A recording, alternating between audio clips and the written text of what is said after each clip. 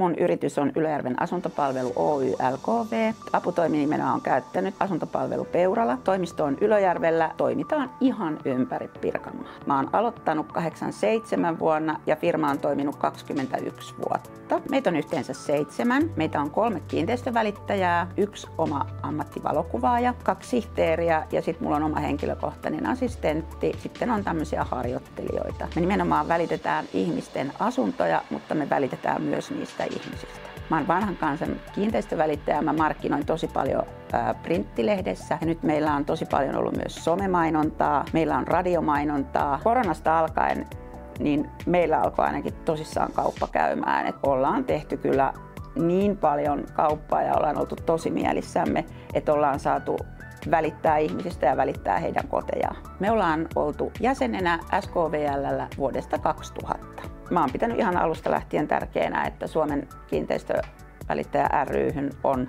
kuuluttava. Se merkittää ihan paljon. Sieltä voidaan soittaa, kysyä asianajaja-apua ja sitten sieltä Intrasta on tosi paljon näitä apuvälineitä mainostamisiin ja kaikkiin brosyyreihin ynnä muihin. Tämä tuli mulle niin yllätyksenä, että me päästiin tähän finaaliporukkaan.